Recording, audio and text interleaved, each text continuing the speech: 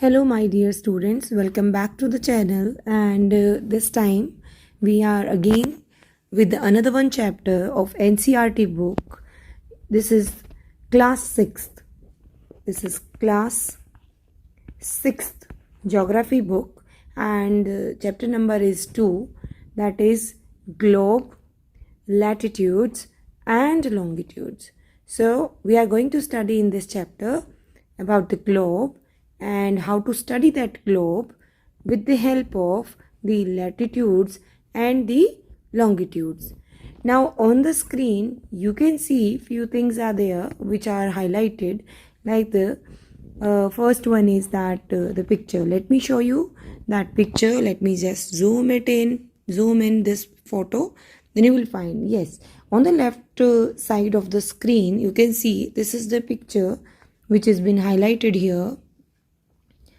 This one is the picture of latitudes and longitudes. And if you look at it, the latitudes, these are the horizontal lines. You can see these are the horizontal lines. अभी यहाँ पर आप देखोगे तो दो colour की line बनी हुई है. ऊपर आपको ग्रीन कलर में शो किया हुआ है, नीचे ऑरेंज कलर. इसका अपना रीज़न है, वो मैं भी आपको बताती हूँ. इसका मेन रीज़न ये है कि ये आपको अर्थ को 2 पार्ट्स में डिवाइड करके हम स्टडी करते हैं, northern hemisphere and southern hemisphere. ठीक है, तो इस वजह से क्या है, ये आपको क्या दिखाया हुआ, टू सेग्रीगेट कि कहाँ तक नॉर्दर्न हेमिस्फेयर है और कहाँ तक सदर्न हेमिस्फेयर है. तो on the other one picture, ये जो आपका सेकंड पिक्चर है इधर, इसमें ये है लॉन्गिट्यूड. तो you can see these lines are from north to south. These are looking like this. And in this one also you will find कि वन साइड पे तो आपको ये ऑरेंज कलर की लाइंस दिख रही है, राइट, और जो आपका राइट हैंड साइड है इस पिक्चर के अंदर वो ग्रीन कलर की. Why is that so? Because we are having earth divided into 2 equal parts, the eastern hemisphere and the western hemisphere. So this is how we are doing it. So in this chapter we are going to look at all these facts, where we are going to see the latitudes and longitudes and to locate the place with the help of these lines. Now let's move on with the chapter, and you will find now on the screen on your left hand side, look at there, that is given a picture of a miniature model of earth. miniature model of earth. तो miniature मतलब आपका इसका ये एकदम replica है किसकी, अर्थ की. तो हमें सैटेलाइट से यानी स्पेस से जैसी अर्थ दिखती है, ये बिल्कुल वैसा है. ये आपने ग्लोब देखा होगा अपनी ज्योग्राफी क्लास में, या आपने मार्केट में शॉप पे भी देखा होगा जब आप मैप परचेज करने जाते हैं, तो ऑन दो शॉप्स यू हैव इट. तो this is globe, this is globe. तो यहाँ पर ये आपके पास ग्लोब है. नाउ वेरी सिंपल वर्ड्स, अगर आपको कभी लिखना हो कि व्हाट इज ग्लोब, तो आप लिख सकते हो इट इज अ मिनिएचर और replica of the earth. Now let's see the theory of the chapter, and in that one let's go on with this. तो ये रहा आपके पास already in the previous chapter what you have seen, the space, the natural satellites, all these things आप देख चुके हैं. तो अब उसी को हम आगे कर रहे हैं. तो यहाँ पे what is the shape of the earth? First one is our planet earth is having a certain shape. What is it? Well, it is not exactly round. If you think it is round, then it is not. हाँ, आपको globe दिखने में round लग रहा होगा, पर ये पूरा राउंड नहीं होता है क्योंकि ये एक मिनिएचर है. तो एक्चुअल में जो अर्थ है, it is not completely like a shape of round shape, because it is bulged on the top. जो इसका नॉर्थ पोल और साउथ पोल होता है, ये जो होता है ना नॉर्थ पोल, एंड ये आपका साउथ पोल, हियर ये थोड़ा सा ना बल्ज होती है, दबी होती हुई है. तो यहाँ पे जो ये देखो दिया हुआ है ना, that is slightly flattened at the north and south pole and bulge in the middle. तो आपका यहाँ पे जो है ये दो जगह पे, एक तो नॉर्थ और साउथ में हो गया, ठीक है, और दूसरा ये सेंटर में, यहाँ पे इसका स्ट्रक्चर अलग हो जाता है. तो it is not a round shape, so it is having a very different shape other than any other shape. So this is a unique shape. So this is in the picture. Then you will find globe is a true model or miniature form of the earth. So this is the definition. If anybody asks you what is globe, so you will write down this line only, that globe is a true model or the miniature of the earth. Now moving further with the theory. Globe can be of different sizes, we all know. Yeah, big one, small globe, all these. And small globe is quite good to carry, but big globes you can't carry. That's a big thing. आप उसको pocket में नहीं रख सकते, और अगर आपको कहीं उसको रखना भी है तो you need a lot of space. Okay, so it's not something which you can easily carry, but yes, small you can have. But small के साथ क्या इशू होता है, स्मॉल ग्लोब्स जो होते हैं you can't read the theory what is written over that, तो एक बड़ी मुश्किल हो जाती है. अगर आप ग्लोब को ध्यान से देखोगे, it is looking like a balloon. Okay, but it's not having that, it is not handy. And globe is like not fixed also. क्यों? क्योंकि ग्लोब आपका मूव करेगा, because it is miniature of the अर्थ. अब miniature of earth क्या करेगा? अब अर्थ का क्या नेचर होता है? It is revolving, right? It is moving, it is rotating, तो it is not fixed at one place. तो ऐसे में क्या होगा, ग्लोब को भी आपको जो है उसी पोजीशन में रखना पड़ेगा टू अंडरस्टैंड इट. यहीं पे जो है it can be rotated has it is written top to spin. तो ये स्पिन करता है यहाँ पे इसके ऊपर. तभी आप देखोगे तो ग्लोब के ऊपर जो निडल्स लगी हुई हैं, ग्लोब की पिक्चर में देखो, you will find these needles are there. These are there, you can find it out. North pole and south pole में दोनों जगह पे needles दी हुई हैं. क्यों दी हुई हैं? So that the earth को जो है हम लोग रोटेट कर सकें, उसको घुमा सकें, मूवेबल बना सकें. Then it is not it is difficult to describe the location on a point on sphere like earth. Then it arises कि how to locate it. Then we need to understand certain points to locate anything, because this is a round shape and आप कैसे बताएंगे कि कहाँ पर है? तो आपके पास कुछ geographical terms, कुछ points होते हैं जिससे आप grid line बनाते हैं, then you locate it. Similar thing where you practice in the graph paper. जब आप मैथ्स का वर्क करते हैं तो वहाँ आपने ग्राफ पेपर देखा होगा. जैसे आप वहाँ पे कोई पॉइंट आपको बनाना है, सर्टेन डिग्री बनानी है, तो आप वहाँ पे क्या करते हैं, जब आप 90 डिग्री जैसे ऐसे बना के आप उसके ऊपर जो लाइनें होती हैं, तो आप उसकी दोनों तरह की ये लाइनें आती है ना, ऐसे कुछ बनाते हैं. आप इसको बोलते हैं ग्रिड. तो ऐसा आप स्ट्रक्चर बनाते हैं, तभी आप कहते हो कि ये इतने डिग्री पे ये चीज़ है या यहाँ पर लोकेटेड है. So these lines, certain lines are also we can create on the miniature of the earth. तो it is not there, remember it. कोई भी लाइन अर्थ के ऊपर नेचुरली नहीं बनी हुई है, ये ध्यान रखिएगा. ये सब इमेजिनरी हैं, क्योंकि ये जो आप ग्राफ पेपर भी बनाते हैं, ये भी तो आप इमेजिनरी सिचुएशन ही बनाते हो ना.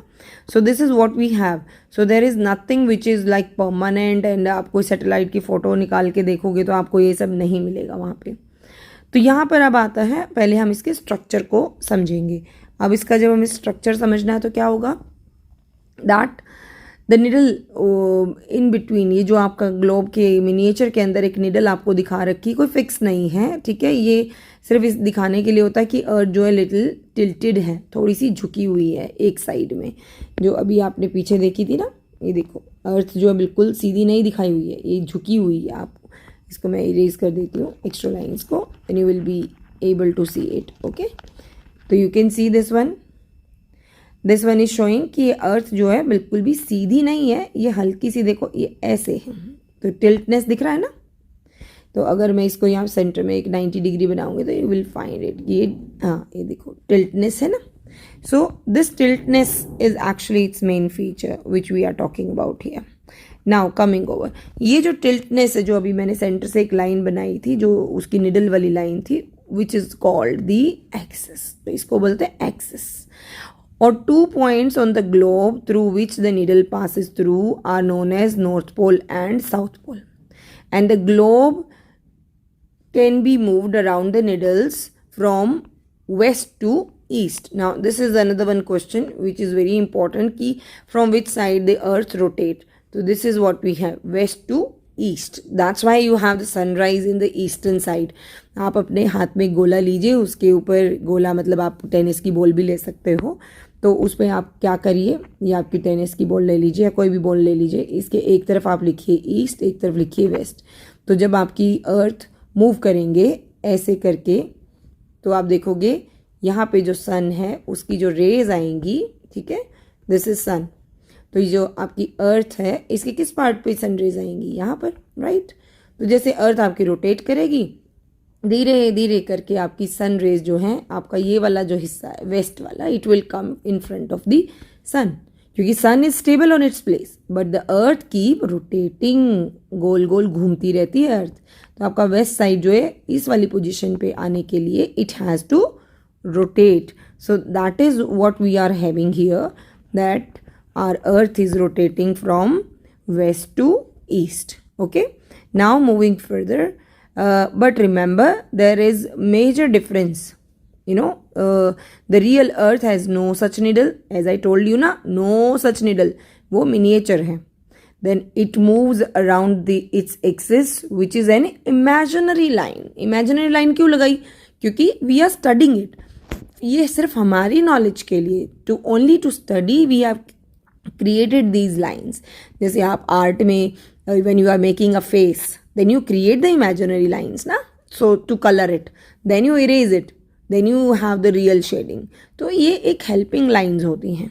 Now what else we have some more imaginary lines on the earth. They are another imaginary line on the earth that divides earth into two equal part is the equator.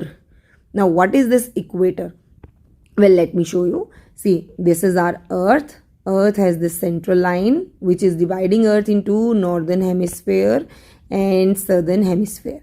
So ये जो आपकी 0 degree है इसको बोलते हैं आप equator. Okay, this is equator. So this is also an imaginary line because ये आपको स्टडी करने के लिए एक बेस देता है. अगर आपको एक एंगल बनाना है 60 डिग्री का, 40 डिग्री का, कोई भी एंगल बनाना है, सपोज लाइक ये आपका एंगल है यहाँ पे, इसके लिए बेस लाइन तो चाहिए ना आपको. So this base line is basically equator which we have. Then let's move on. Now the northern hemisphere of the earth is known as the northern half, upper part of the earth is known as northern hemisphere and the southern part, south का जो part है वो southern hemisphere है. तो ये आपकी क्या divide कर रही है? Equator. And these both are equal. Therefore the equator is an imaginary circular line and is very important reference point to locate places on the earth. All parallel circles from the equator to the pole called the parallels of latitude. Now you can see in this right hand side picture, तो ये जो लाइनें हैं देखो, ये तो आ गई आपकी इक्वेटर. इसके बाद की भी जो लाइनें, ये सर्कल है पूरे, ये दूसरी तरफ जाके ऐसे पूरा सर्कल बनाते हैं, ठीक है. ये आप डायमेंशन तो इसका इतना ही देख सकते हैं ना. तो आप देखो नॉर्थ पोल वाला सर्कल बन रहा है पूरा. तो these are circles which are actually known as parallels of latitude. अब पैरेलल क्यों बोलते हैं? पैरेलल बोलते हैं, क्यों बोलते हैं? Think about it.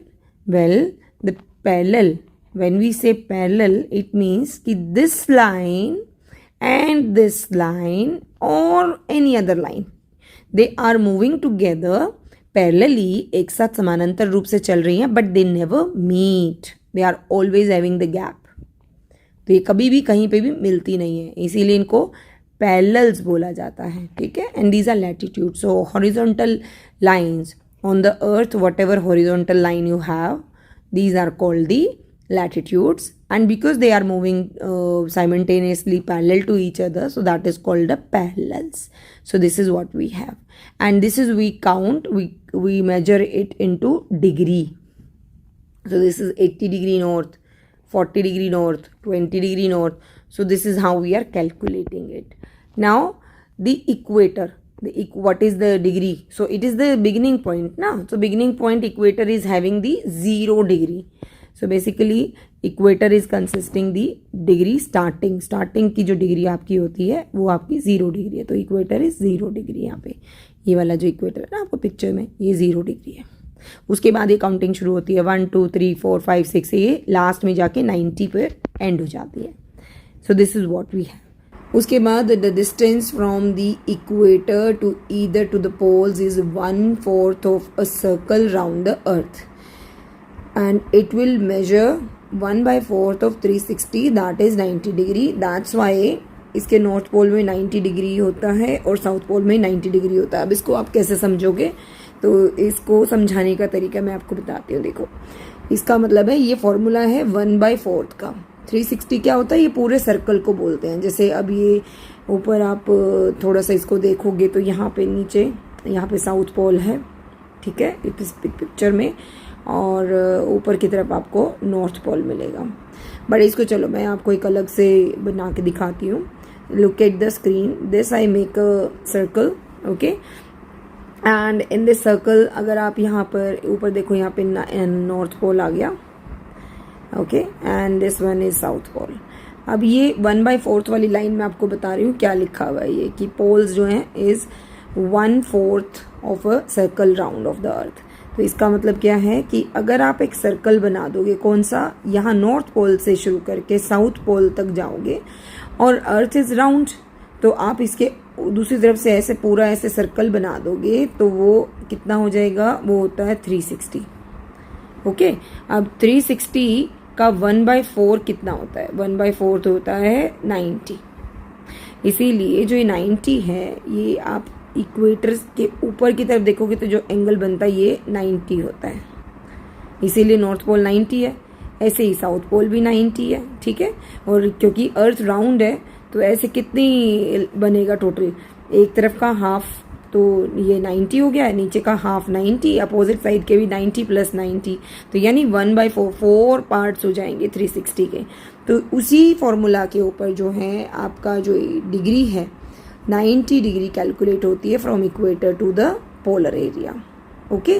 तो ये जो आपका इक्वेटर से आपका साउथ पोल या फिर इक्वेटर से नॉर्थ पोल का ये जो एरिया है, ये आपका टोटल 90 डिग्रीज का मेजर होता है।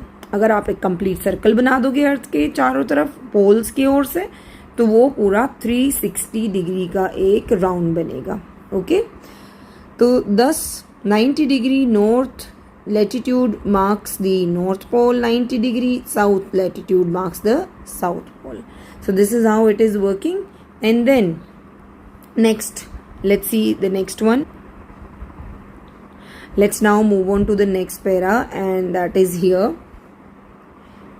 Here it is.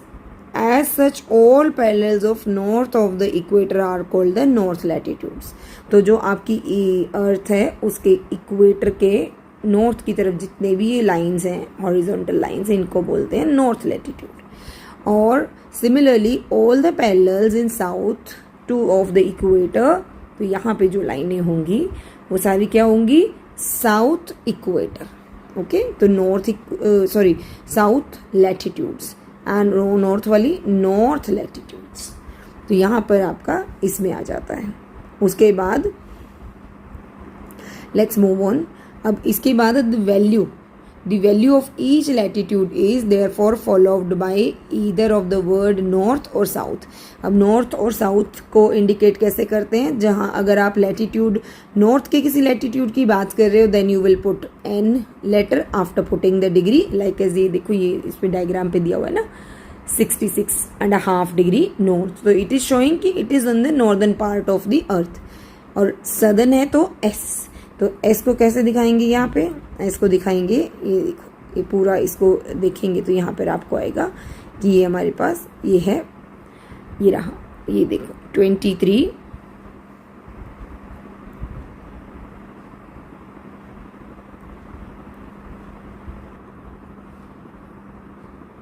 So here now both, अभी यहाँ पे लोकेशन दिखा रहे हैं, how to locate a place. Both Chandrapur in Maharashtra in India और बेलो ये आपका ब्राज़ील में, साउथ अमेरिका। तो यहाँ पे क्या होगा, ये महाराष्ट्र का है एरिया और ये ब्राज़ील का। अब इनकी लोकेशन बता रहे हैं।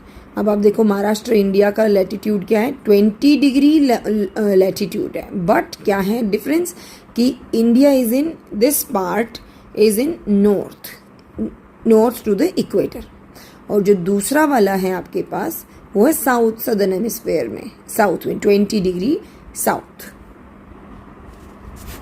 So you see now this one is here that parallels of like 20 degree latitude, but the former is 20 degree north equator and the latter is 20 degree south of it. So therefore हम कैसे लिखेंगे इसको? We are going to indicate it like this. जो चंद्रपुर वाला latitude है, this will be written as 20 degree N, and जो बेलो है, बेलो is 20 degree south. So this is how we are going to look into it. तो this is how we indicate. तो जब भी आपके पास कोई लोकेशन का कुछ भी क्वेश्चन होता है, you have the practice, actually you have a practice question in this chapter. तो remember only one thing, if S is written, so that means it is the southern part. If N is written, that means it is northern part. So this is how we indicate it. So this is the way we see that latitudes are written there, and we can easily trace them out ki at which part of the earth we are going to locate them, like this. So simply north and south. This one is very helpful while we are studying the map and using a compass where north, south, then east and west, these directions are written. In the coming chapters you will study that one also. So this was all in this part 1. इसका बाकी जो ये जो आपका part है, important parallels of latitude, this one diagram, figure 2.3 in your NCERT book. This one we will do in the second part. So wait for the part 2. Okay, this is part 1, and we will be learning about the important parallels and heat zones. Okay, these two things are visible here, latitudes and heat zones. So these both we will study in part 2. So till then, what you do, you learn this chapter till part 1, and in part 2 I'll be covering these two topics where the important latitudes and heat zone we are going to study. Okay, and then we will make another one part, that will be part 3.